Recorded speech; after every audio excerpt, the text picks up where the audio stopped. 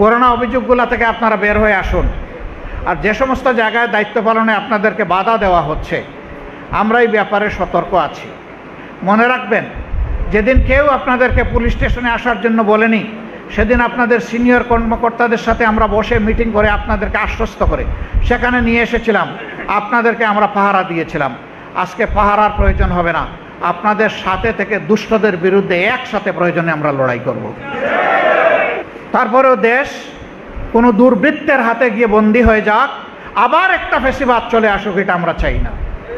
ফেসিবাদ নতুন না পুরাতন, ইম্যাটেরিয়াল, এটা আমরা দেখব না। কোনো ফেসিবাদ বাংলার জমিনে থাকতে পারবে না ইনশাআল্লাহ।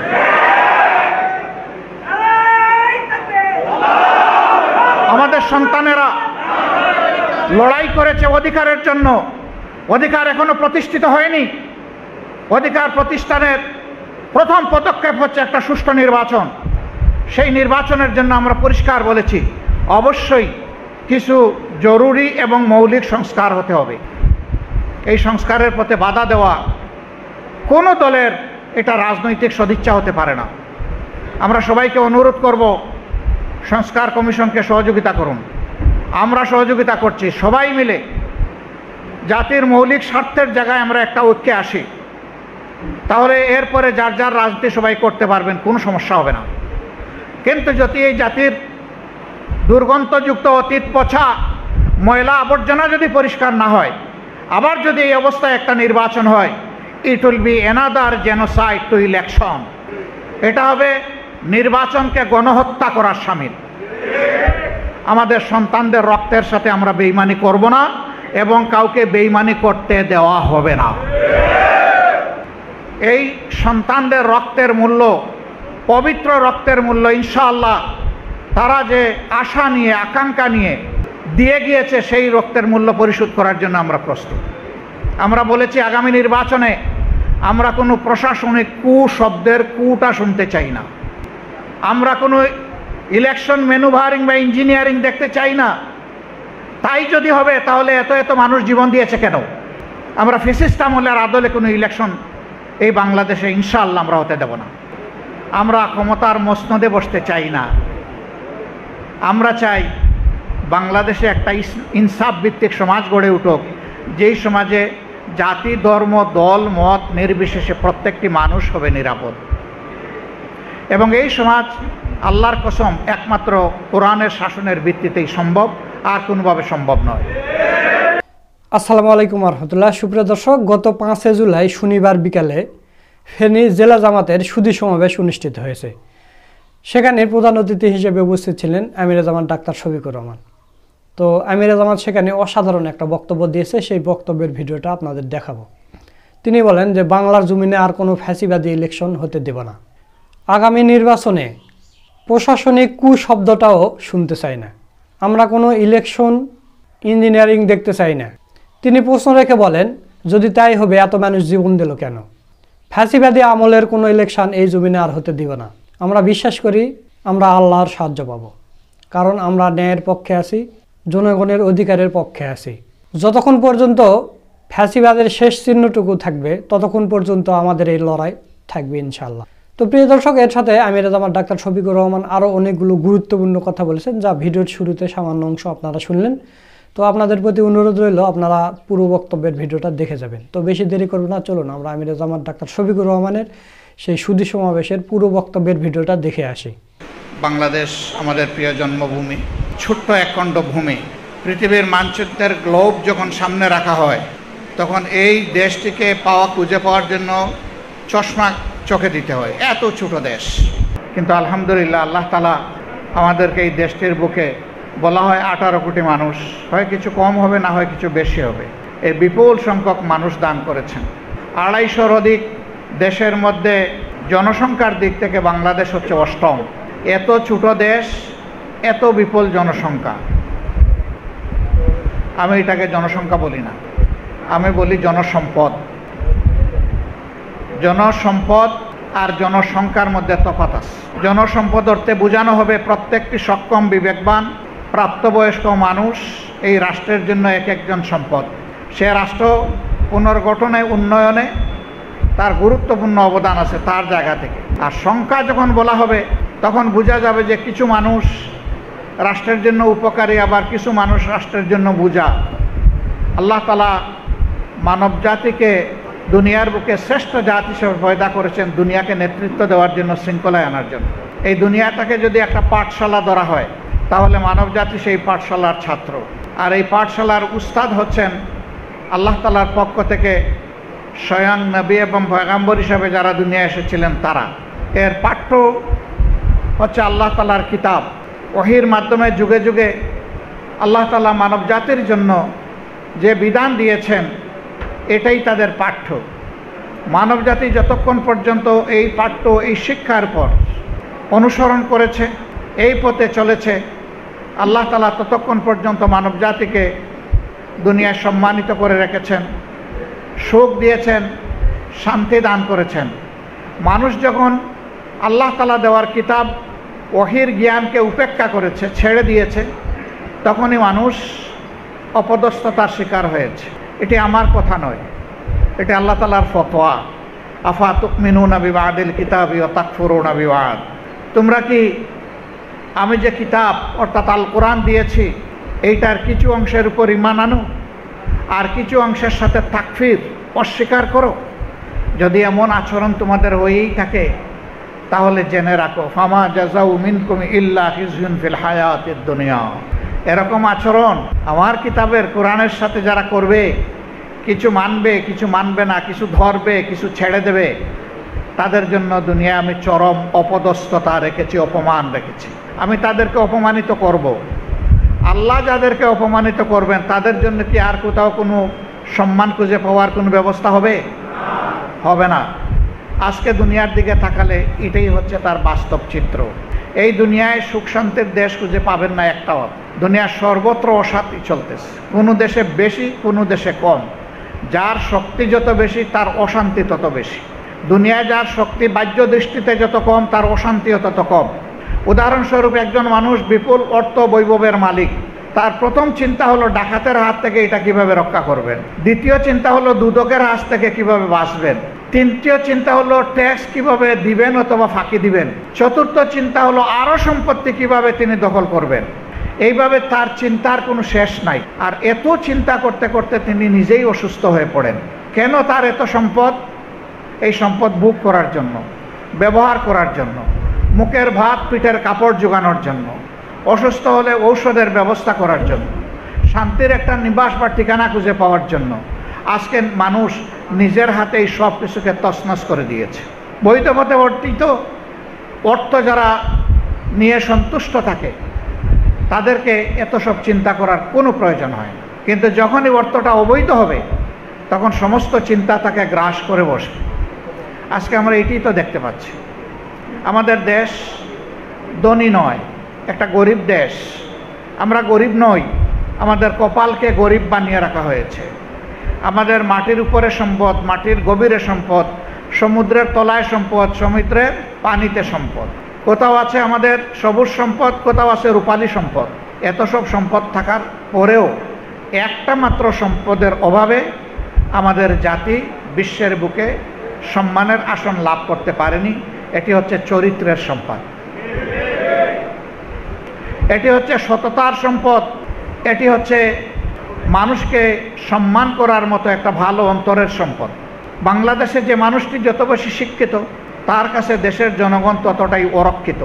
এই শিক্ষিত মানুষটি তিনি চিন্তা করেন, আমার যেহেতু শিক্ষা আছে, আমার হাতে যেহেতু কলম আছে, যেহেতু আমার বাহুতে বল আছে, যেহেতু আমার সামাজিক এবং রাজনৈতিক প্রভাব আছে, কাজেই পরে যা হয় হবে।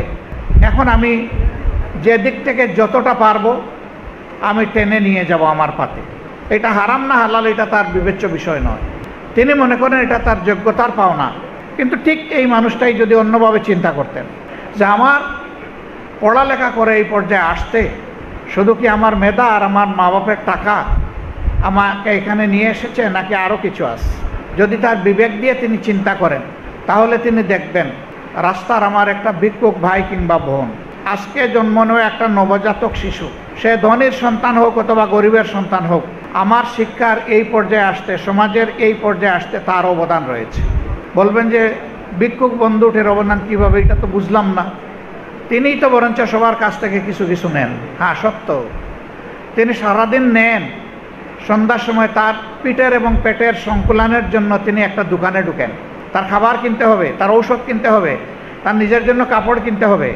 এই কিনতে গিয়ে আপনি যেভাবে প্রত্যেকটি দ্রব্যের উপরে মূল্য সংযোজন কর মানে অগ্রিম ট্যাক্স আপনি প্রদান করছেন ভ্যাট নামে, তাকেও সেই ট্যাক্সটা প্রদান করতে হচ্ছে। অতএব তিনি ট্যাক্স দিচ্ছেন। নবজাতক কিভাবে দেয়? সে ভূমিষ্ঠ হওয়ার পরে তার কাপড় লাগে, খাদ্য লাগে, এগুলা কিনতে হয়। যখনই তার অভিভাবক কিনতে যাবে তখনও তাকে ভ্যাট দিতে হয়। আরেকভাবে অবদান আছে। রাষ্ট্রের প্রত্যেকটি উন্নয়নের পিছনে ফান্ড দুই জায়গা থেকে আসে। একটা দেশের বুকে অর্জিত সম্পদ অথবা ট্যাক্স থেকে, আরেকটা আসে বৈদেশিক ঋণ থেকে। তো ট্যাক্সে তো আমি আছি, ঋণেও কিন্তু আমি আছি। ওই শিশু যে আজকে জন্ম নিয়েছে, আমার রাস্তায় বসে থাকা ওই বোন বা ভাই যে ভিক্ষা করে, তার উপরেও কিন্তু ঋণের বোঝা আপনার আমার মতো সমান তালে বর্তায়। তখন এই শিক্ষিত মানুষটা যদি চিন্তা করত, এই তাদের টাকাই তো। আমি যে পাঠশালায় লেখাপড়া করেছি, ওখানকার ইট, নুড়ি, পাথর, বালি, রড, সিমেন্ট, মিস্ত্রির হাত, পরিকল্পনা, সব কিছুতে তাদের হাত আছে, তাদের অংশ আছে। সুতরাং আমি শুধু আমার মা বাবার কাছে ঋণী নই, আমি সারা দেশের মানুষের কাছে ঋণী। আল্লাহ মেধার এই নিয়ামত আমাকে এনায়েত করেছেন। এখন আমার দায়িত্ব মানুষের ঋণ পরিশোধ করা। সমাজের আমি যেখানে থাকব, আমি মানুষকে ভালোবাসবো, এই মানুষকে আমি সম্মান করব, যাদের ভালোবাসা এবং সম্মান পেয়ে আজকে আমাকে আল্লাহ সম্মানিত করেছেন। একজন ইমানদার মানুষ এভাবেই চিন্তা করবে, একজন দেশপ্রেমিক মানুষ এভাবেই চিন্তা করবে, একজন দায়িত্ববোধ সম্পন্ন মানুষ এইভাবেই চিন্তা করবে। তখন সমাজের চিত্র পাল্টে যাবে। বিপ্লব প্রথমে মগজে আসতে হয়, পরিবর্তন প্রথমে নিজের চরিত্রে আনতে হয়। এই দুই জায়গায় যদি পরিবর্তন আসে, তাহলে একটা দেশ, একটা সমাজ পরিবর্তন হয়ে সামনের দিকে এগিয়ে যায়। আমাদের প্রিয় দেশের স্বাধীনতার আজকে 54 বছর, 53 বছর অতিক্রম হয়ে 54 বছরে আমরা আছি। এটাও মাঝামাঝি পর্যায়ে আমরা পৌঁছে গেছি। আল্লাহ তাআলা এনাফ সময়ে জাতিকে দিয়েছিলেন নিজেকে বিল্ড আপ করার। জাপান দ্বিতীয় বিশ্বযুদ্ধে হিরোশিমা এবং নাগাসাকিয় আণবিক বোমার আঘাতে জর্জরিত হয়ে মাটির সাথে মিশে গিয়ে গোটা জাতি আণবিক বোমার বিকিরণে বিধ্বস্ত হয়ে মাত্র 3.5 বছরের মাথায় যুদ্ধ শেষ হওয়ার পরে দুনিয়ার সর্ববৃহৎ ইলেকট্রোমেকানিক্যাল ইন্ডাস্ট্রি তারা গড়ে তুল, যে ইন্ডাস্ট্রির নাম মিৎসুবিশি। মাত্র 3.5 বছরের মাথায় দুনিয়ার সর্ববৃহৎ ইন্ডাস্ট্রি। কেন তারা পেরেছিল? তারা তাদের দেশকে ভালোবাসে, তাদের মানুষকে ভালোবাসে, তারা কমিটেড, তারা প্রতিশ্রুতিবদ্ধ। 1988 সালের দিকে রাষ্ট্রীয় সংস্থাগুলো এত বেশি প্রোডাকশন করলো এবং তার লাভ এত বেশি হলো, সরকারের পক্ষ থেকে মাত্র 1 সপ্তাহ, একদিনের পরিবর্তে 2 দিন ছুটি ঘোষণা করা হলো তাদেরকে সম্মান দেখানোর জন্য। শ্রমিকরা এর বিরুদ্ধে বিদ্রোহ করলো, কর্মকর্তা কর্মচারীরা বিদ্রোহ করলো, বলল সরকারের এই ঘোষণা মানি না, ওদের একদিন ছুটি বাড়িয়ে দেওয়া হয়েছে, এটা মানি না। সরকার তখন চিন্তা করলো ওরা বোধহয় 1 সপ্তাহ আশা করেছিল। তাদের কর্মকর্তাদের সাথে যখন বসলো, তখন বলল এই দেশের মালিক আপনি নন, মালিক আমরা। আমরা কি আপনার কাছে ছুটি চেয়েছি যে আপনি একদিন বেশি ছুটি দিবেন? আপনার এটার পরিবর্তে আগামী সপ্তাহে আমাদের যে একদিন প্রাপ্য ছুটি আছে ওইটাও আমরা বুক করবো না, ওই দিনও কাজ করব। এটা হলো কমিটেড নেশন। তারা তো ভাই আমাদের মতো মুসলমান না, তারা একটা স্বাভাবিক জীবনযাপন করে, কিন্তু জাতির প্রতি দায়বোধের কারণে দেখেন তারা এটা পারলো, বাস্তবেও রূপায়িত করল। আর আমাদের দেশে ঈদের ছুটি 10 দিন হলে মনে হয় যেন পুনর্জন্ম হয়েছে আমাদের। কি খুশি আমাদের অন্তরে, আমরা এটা চিন্তা করি না। এই 10 দিনে দেশের সমস্ত চাকা জমা হয়ে গেছে, জমাট। এই চাকা সামনে চলে না, মানুষ বিভিন্নভাবে সাফার করে। কি প্রয়োজন এই 10 দিনের ছুটি? 3 দিন 4 দিন এনাফ, এনাফ ইজ এনাফ। কিন্তু না, এখানে বাহবা নিতে হবে যে আমার সরকার এদেশের সংখ্যাগরিষ্ঠ মুসলমানদেরকে 10 দিনের ছুটি দিয়েছে। এবারও তাই হয়েছে, অতীতেও তাই হয়েছে। অবশ্য বিচিত্র দেশে কোনো কিছুই অসম্ভব নয়। আপনাদের মনে থাকার কথা, 2000 সালে একটা সরকার ক্ষমতায় ছিল। সেই দিন 29শে রমজান দিবাগত রাতে অনেকে আলহামদুলিল্লাহ তারাবির নামাজ পড়ে ঘরে ফিরেছেন। ওনারা সেহরি খাওয়ার জন্য প্রস্তুতি নিচ্ছেন। রাত্রে 10:30টার সময় খবর আসলো চাঁদ দেখা গিয়েছে। বাংলাদেশের আকাশে 7টার সময় চাঁদ উঠে না, চাঁদ উঠে রাত 10:30টার সময়। এত সময় কি ওনারা ঘুমিয়েছিলেন না? এটি কি মানুষের সাথে তামসা? চাঁদ যদি দেখাই হয় তাকে, তাইলে উপযুক্ত সময়ে দেখা গিয়েছে। প্রথম দিনের চাঁদ আধা ঘন্টার বেশি বা 40 মিনিটের বেশি আসমানে থাকে না, ওটা মিলিয়ে যায় আসমানের সাথে, অন্ধকারে ডুবে যায়। সেই চাঁদ তো ওই সময়ই দেখা হয়েছে। তাহলে হয় চাঁদ উঠেছে সময় মতো, তার সত্য গোপন করা হয়েছে, অথবা চাঁদ উঠে নাই, জাতিকে ধোঁকা দেওয়া হয়েছে। এই বিচিত্র দেশে এগুলা সবই সম্ভব। আমরা এই সমস্ত কালচারের মৃত্যু চাই, এগুলো এই দেশে আর থাকুক, এটা আমরা দেখতে চাই না। ছোট্টই দেশ, যারা 15.5 বছর দেশ শাসন করেছেন, আমাদের উপরে কি তাণ্ডব তারা চালিয়েছেন তার সাক্ষী আপনারা। অন্যান্য বিরোধী দলগুলোর উপর কি তাণ্ডব চালিয়েছেন তারও সাক্ষী আপনারা। কিন্তু দেখেন, তারা দুইটা কথা খুব বেশি বলতেন, গণতন্ত্রের চেয়ে উন্নয়ন বেশি প্রয়োজন। এটা বলতেন কিনা তারা? তার মানে গণতন্ত্র তারা স্বীকার করতো না। বাস্তবে তারা 3টা নির্বাচনে দেখিয়ে দিয়েছেন তারা গণতন্ত্র আসলে পছন্দ করেন না। এরপরে তারা একটা কথা বলতেন, বাংলাদেশ এখন উন্নয়নের মহাসড়কে। এটা বলতেন না তারা? আসলে তারা একটা মহাসড়ক তৈরি করেছেন, এইটা আপনারা আমরা দেখতে পারবো না। ওই মহাসড়কে গাড়ি চালিয়ে বাংলাদেশ থেকে তারা 26 লক্ষ কোটি টাকা বাংলাদেশ থেকে তারা পাচার করেছে। 26 লক্ষ কোটি টাকা, যেটা বাংলাদেশের 5টা বার্ষিক বাজেটের সমান। 15.5 বছরে লুট করেছেন এবং বিদেশে তা পাচার করেছে। এটা বিদেশে পাচারকৃত অর্থের হিসাব, যেটা বাংলাদেশ ব্যাংক মিলিয়েছে। এখন দেশের মাটির তলে কি সম্পদ তারা লুকিয়ে রেখেছেন আল্লাহ ভালো জানে। এগুলা আপনার আমার সম্পদ ভাই। ওই রাস্তার গরিব লোকটার, ওই হকারের, ওই রিক্সা চালক আমার ভাইটার, এটা তাদের সবার সম্পদ। তাদের নামেই উন্নয়ন করতে গিয়ে 1 টাকার কাজের জায়গায় 10 টাকার বিল তারা সংগ্রহ করেছেন। আপনাদের এটাও তো মনে আছে, পাবনার রূপপুরে একটা বালিশ কিনতে গিয়ে 72,000 টাকা খরচ হয়েছিল। আপনাদের মনে আছে না? জনগণের প্রশ্ন জাগে, এই বালিশ কি সোনা দিয়ে বানানো হয়েছে নাকি? একটা বালিশের মূল্য 72,000 টাকা, আবার পর্দার মূল্য 4.5 লক্ষ টাকা। এই তো ছিল বাংলাদেশের উন্নয়ন। আবার উন্নয়ন করতে গিয়ে বহু জায়গায় যখন মানুষের সন্দেহ হয়েছে, তখন একটু টান দিতেই দেখা গেছে যে সেখানে উন্নয়নের বাঁশ বের হয়ে এসেছে। এক বিতর্কে একবার দেখি এক তার্কিক বলতেছে যে এমন উন্নয়ন আমরা উপহার পেয়েছি, আজ যদি কবি বেঁচে থাকতেন তিনি তাহলে তার কবিতা অন্যভাবে বলতেন। বলে সে একটু সময় নীরবতা পালন করেছে। এরপরে বলতেছে, কবিতায় আছে, বাঁশবাগানের মাথার উপর চাঁদ উঠেছে ওই, মাগো আমার সুলক বলা কাজলা দিদি কই। কিন্তু যদি কবি বেঁচে থাকতেন আজকে বলতেন, বাঁশবাগানের মাথার উপর চাঁদ উঠেছে ওই, চাঁদের জায়গায় চাঁদ তো আছে, বাঁশগুলো সব কই। এই ছিল বাংলাদেশের বাস্তব চিত্র। তাদের দুঃশাসনে কত মায়ের বুক খালি হয়েছে, কত যুবতী বোন আমার স্বামী হারা হয়েছে, কত ছেলেমেয়েরা এতিম হয়েছে। তার হিসাব আল্লাহ তাআলাই ভালো জানেন, কেউ এদেশের জানে না সঠিক হিসাব। একটা মেসাকার হয়েছে, কত মানুষকে শেষ করা দেওয়া হয়েছে। জামাতে ইসলামীর নেতৃবৃন্দকে ঠান্ডা মাথায় খুন করা হয়েছে, বিচারের চাদর গায়ে দিয়ে চরম অবিচার করা হয়েছে। তখনও আমরা বলেছি এইসব অভিযোগ সম্পূর্ণ মিথ্যা, অভিযোগ মিথ্যা। তদন্ত সংস্থা মতলবী, সাক্ষী বানায়ট, আর বিচারক হচ্ছে রিমোট কন্ট্রোল। ব্রাসেলস থেকে রায় লিখে দেয় আর বাংলাদেশে পড়ে শোনায় বিচারক। লজ্জা, বিচারকে ধ্বংস করা হয়েছে।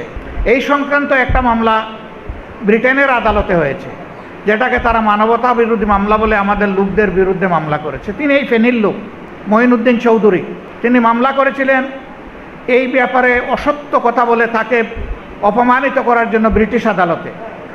ব্রিটিশ উচ্চ আদালতে এই মামলার রায়ে বলেছে, বাংলাদেশে এর নামে যে বিচারগুলো হয়েছে, it's a genocide to justice.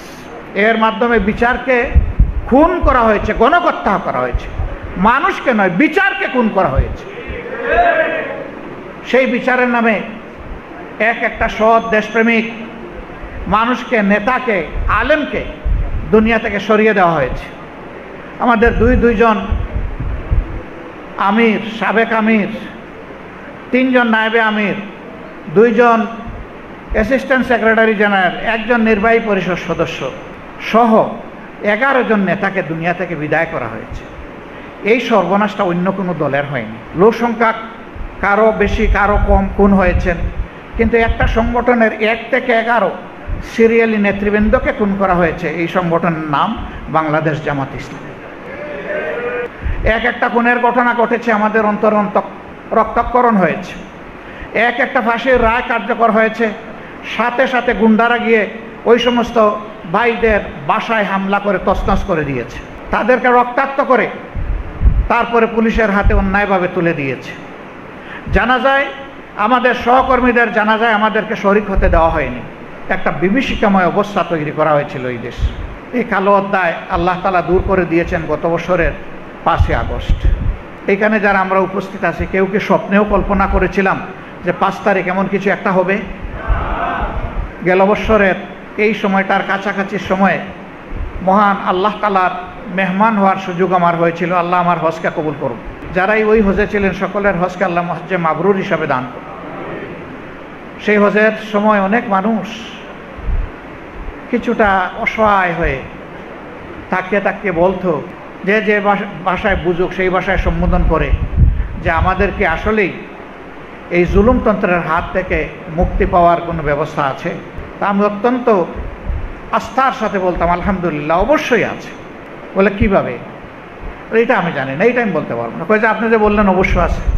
বলে আমি সেই মৌলার উপরে ভরসা রাখি, যিনি আসমান জমিনের মালিক এবং যার হাতে সমস্ত শক্তিমত্তা। তিনি জালিমদেরকে একটা নির্দিষ্ট সীমা পর্যন্ত যেতে দেন, নট বিয়ন্ড ডেথ। এর বাইরে তিনি আর কাউকে যেতে দেন না।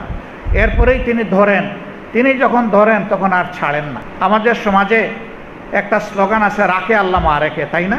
সেই রাখে আল্লাহ মারেকের একজন বাস্তব নমুনা হিসাবে এটিএম আজহারুল ইসলাম সাহেবকে আমরা বুকে ফেরত পেয়েছি, আলহামদুলিল্লাহ।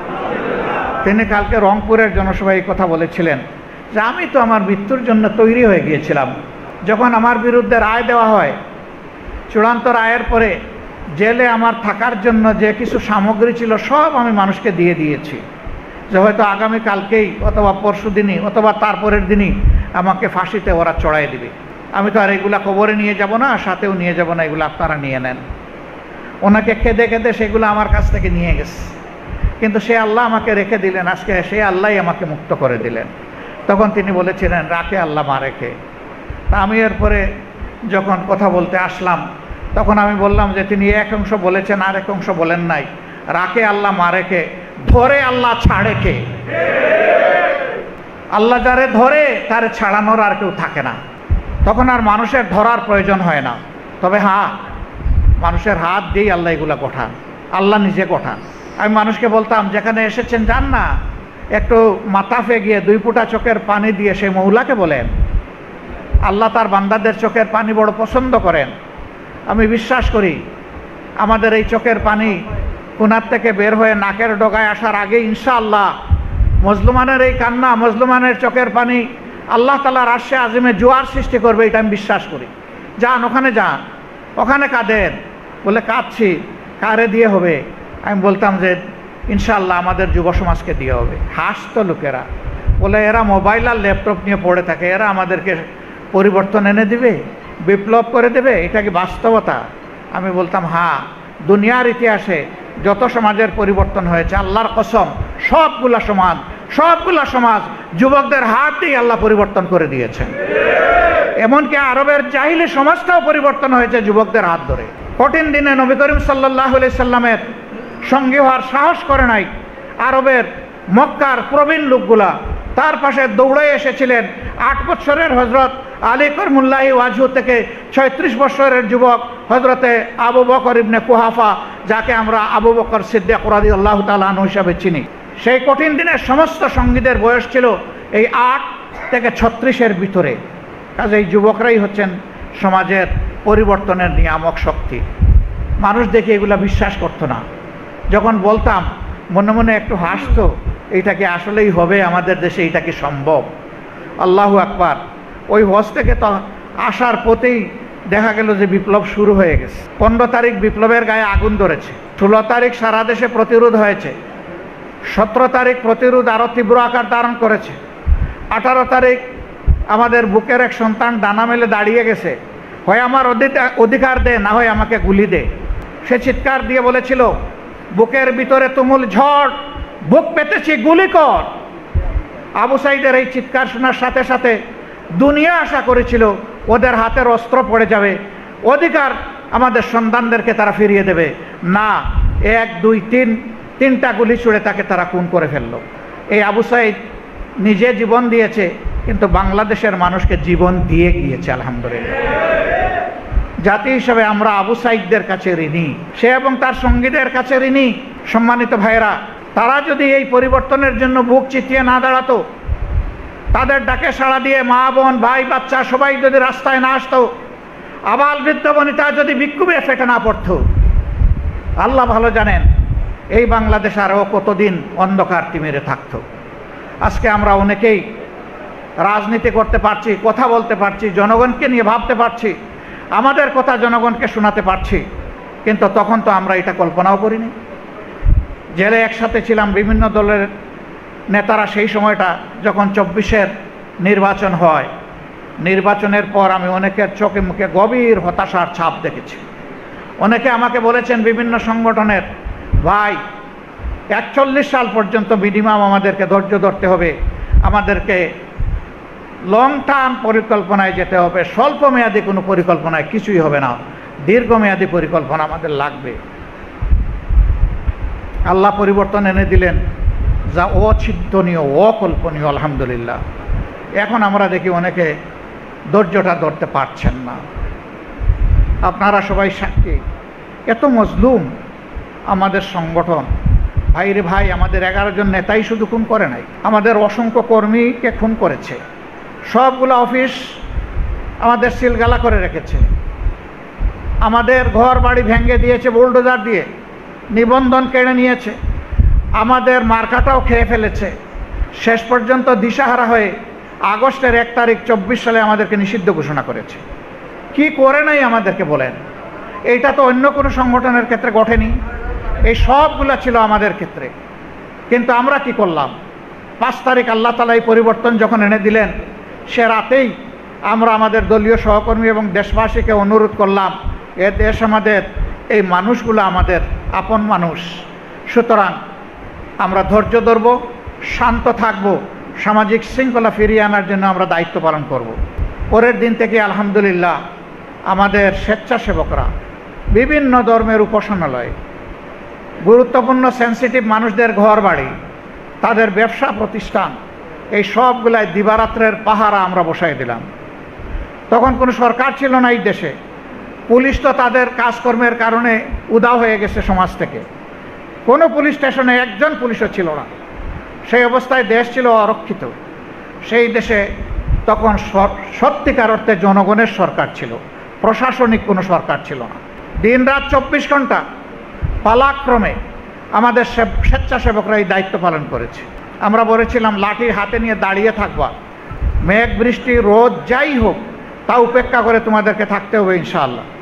আলহামদুলিল্লাহ আমরা কথা বলে আমরাও ঘরে বসে থাকি নাই, আমরা বের হয়েছি, জায়গায় জায়গায় গিয়েছি, মানুষকে আশ্বস্ত করেছি, বিভিন্ন ধর্মের লোকদের নিয়ে বসেছি, তাদেরকে বলেছি এ দেশ আমাদের সবার, আমরা সবাই মিলেমিশে মর্যাদার সাথে শান্তিতে বসবাস করতে চাই, সুতরাং আমরা আপনাদের পাশে আছি, আল্লাহর পর ভরসা করে আপনারা সাহস রাখুন, আপনারা ভয় করবেন না।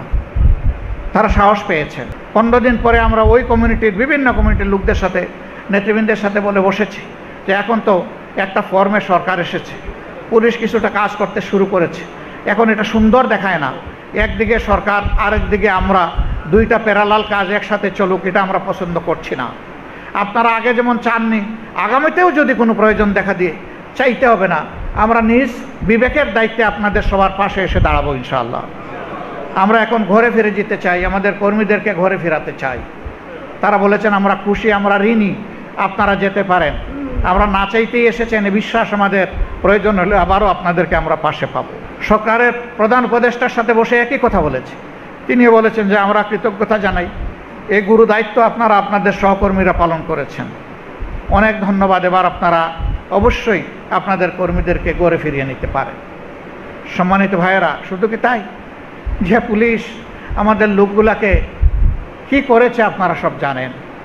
আমরা চিন্তা করলাম একটা দেশ সেনাবাহিনী ছাড়া চলতে পারে, কিন্তু পুলিশ ছাড়া চলে না। সুতরাং পুলিশকে আস্থায় এনে তাদের দায়িত্বে ফিরিয়ে আনতে হবে।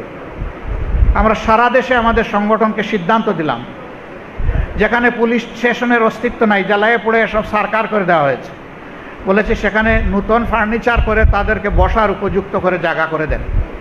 এটা আমাদের ফান্ডে হবে, আমাদের কর্মীদের এই মুষ্টি মুষ্টি ফান্ডে এটা হবে ইনশাআল্লাহ। এরকম বাংলাদেশের 232টি থানায় আমরা সেই ব্যবস্থা করে দিয়েছি। পুলিশ সাহস করে না, আমরা বলছি আপনারা ভিতরে বসে কাজ করেন, বাইরে আমরা পাহারা দেব। আস্তে আস্তে পুলিশকে এই আশ্বাস দিয়ে আমরা সক্ষম করে তোলার চেষ্টা করেছি। এই পুলিশ প্রশাসনের ভাইদের প্রতি আমাদের আহ্বান, অতীতে বিভিন্ন কারণে যারা বড় মাত্রার অপরাধ করেছেন তাদের ব্যাপার সরকার দেখবে, কিন্তু এখন যারা চাকরিতে আছেন মেহেরবানি করে আপনারা জনগণের পুলিশ হবেন, কোনো দলের পুলিশ হবেন না। দলের পুলিশ হলে কি অবস্থা হয় সেটা দেখতে পেয়েছেন নিজের চোখের সামনে। বারবার বাংলাদেশে এই অবস্থা ফিরে আসুক, এটা আমরা চাই না। আপনারা যখন জনগণের পুলিশ হয়ে কাজ করবেন তখন জনগণ এবং আমরা আপনাদের পাশে থাকবো ইনশাআল্লাহ। আপনারা দুষ্টকে দমন করবেন, আপনারা শিষ্টকে লালন করবেন। আমরা জানি কিছু কিছু জায়গায় চাইলেও সে দায়িত্ব আপনারা পালন করতে পারছেন না, আবার কিছু কিছু জায়গায় পুরানা অভিযোগগুলো আবার কিন্তু শোনা যাচ্ছে। পুরানা অভিযোগগুলো থেকে আপনারা বের হয়ে আসুন। আর যে সমস্ত জায়গায় দায়িত্ব পালনে আপনাদেরকে বাধা দেওয়া হচ্ছে আমরা এই ব্যাপারে সতর্ক আছি। মনে রাখবেন, যেদিন কেউ আপনাদেরকে পুলিশ স্টেশনে আসার জন্য বলেনি সেদিন আপনাদের সিনিয়র কর্মকর্তাদের সাথে আমরা বসে মিটিং করে আপনাদেরকে আশ্বস্ত করে সেখানে নিয়ে এসেছিলাম, আপনাদেরকে আমরা পাহারা দিয়েছিলাম। আজকে পাহারার প্রয়োজন হবে না, আপনাদের সাথে থেকে দুষ্টদের বিরুদ্ধে একসাথে প্রয়োজনে আমরা লড়াই করব। তারপরেও দেশ কোনো দুর্বৃত্তের হাতে গিয়ে বন্দী হয়ে যাক, আবার একটা ফেসিবাদ চলে আসুক, এটা আমরা চাই না। ফেসিবাদ নতুন না পুরাতন ইম্যাটেরিয়াল, এটা আমরা দেখব না। কোনো ফেসিবাদ বাংলার জমিনে থাকতে পারবে না ইনশাআল্লাহ।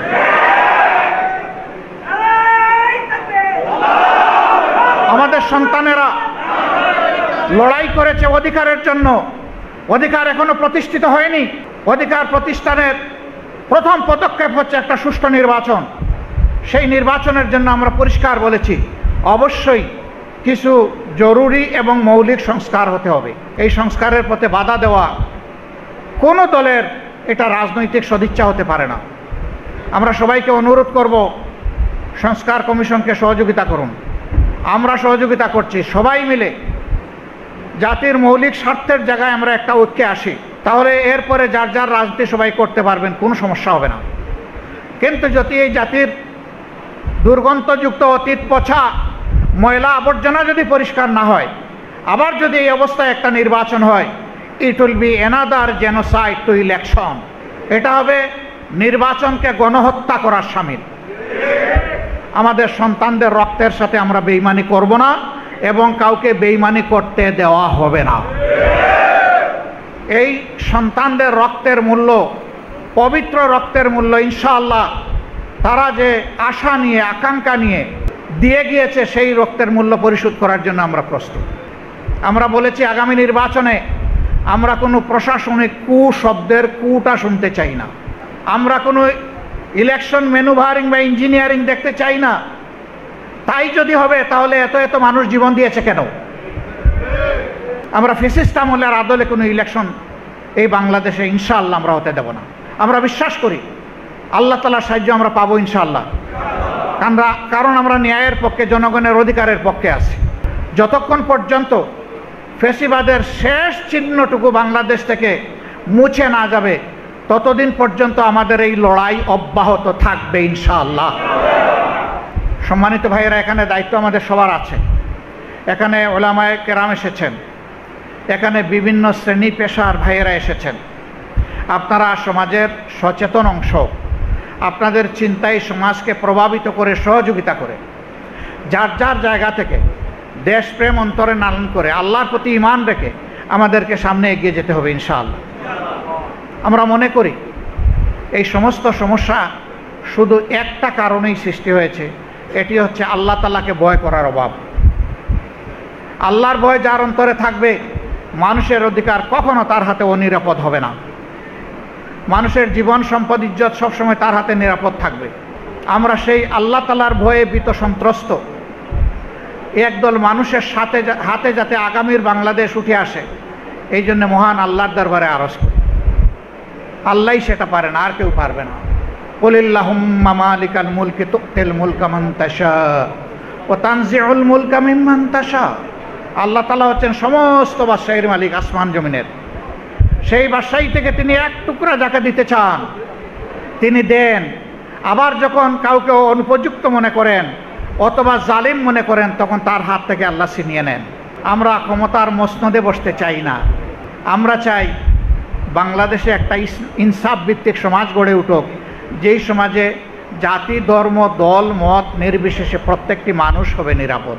এবং এই সমাজ আল্লাহর কসম একমাত্র কোরআনের শাসনের ভিত্তিতেই সম্ভব, আর কোনোভাবে সম্ভব নয়। সেটা কি আমার কথা নাকি? না, এটা নবী করিম সাল্লাল্লাহু আলাইহি ওয়াসাল্লামের পবিত্র জবানের কথা। আল্লাহর নবী বলেছেন তার জীবনের শেষ প্রান্তে গিয়ে যে, হে বিশ্ববাসী, তোমরা সাক্ষী থাকো, আজ আমি তোমাদেরকে এমন একটি সমাজ উপহার দিয়ে যাচ্ছি, যেই সমাজে ইয়েমেনের সানা থেকে মরক্কার হাজারামাউত পর্যন্ত ৩৫০০ মাইল দূরত্বের রাস্তা একজন যুবতী তরুণী একা সফর করবে, পরিভ্রমণ করবে, অথচ আল্লাহ ছাড়া তার কাউকে ভয় করার প্রয়োজন হবে না। কোনো জালিম তার দিকে চোখ তুলে তাকানোরও সাহস করবে না। সেই সমাজ আজকে আমি তোমাদেরকে উপহার দিয়ে যাচ্ছি। সেই সমাজই হচ্ছে কোরআনের সমাজ। বিশৃঙ্খল আরবের সমাজকে একটা অমানুষের সমাজ সেটা ছিল, সেই সমাজকে পৃথিবীর শ্রেষ্ঠ সমাজে পরিণত করেছিল আল্লাহর কোরআন। নবী মুহাম্মদ রাসূলুল্লাহ সাল্লাল্লাহু আলাইহি সাল্লামের নেতৃত্বে এই কোরআন আর সেই নেতৃত্ব সামনে রেখে প্রিয় বাংলাদেশকে যদি আমরা গড়তে পারি, ইনশাআল্লাহ বাংলাদেশও শান্তির নীড় হবে। ভাইয়েরা, একজন বক্তা আমার আগে তার কনসার্ন, উদ্বেগ ব্যক্ত করে গেছেন, কি হবে, ওটা কি হবে, এটা কি হবে, এটা কি হবে। সকল শক্তির যিনি মালিক, সমস্ত সমস্যার সমাধান ইনশাআল্লাহ সেই আল্লাহ তাআলার হাতে হবে। আমরা বিশ্বাস করি আল্লাহই আমাদের জন্য যথেষ্ট। হাসবুনাল্লাহু নি'মাল ওয়াকিল, নি'মাল মাওলা ওয়া নি'মান নাসির। আল্লাহ যে জাতির কর্ম সম্পাদনকারী হবেন, অভিভাবক হবেন, সাহায্যকারী হবেন, সেই জাতির ভয়ের কোনো প্রয়োজন হবে না। ক্ষুদ্র মদিনা রাষ্ট্রের যেমন প্রয়োজন হয়নি, বাংলাদেশেরও তেমন হবে না ইনশাআল্লাহ। আর আমাদের এই আয়োজন কোনো জাতি, ধর্ম, বর্ণের বিরুদ্ধে নয়, বরঞ্চ মানবতার পক্ষে। আমরা চাচ্ছি একটি দুর্নীতিমুক্ত বাংলাদেশ গড়ে উঠুক, আমরা চাচ্ছি একটা মানবিক বাংলাদেশ হোক, আমরা চাচ্ছি একটা ইনসাফ ভিত্তিক বাংলাদেশ হোক। এই অভিযাত্রায় আমরা প্রিয় সুধীবৃন্দকে আমাদের পাশে চাই, আমাদের সাথে চাই।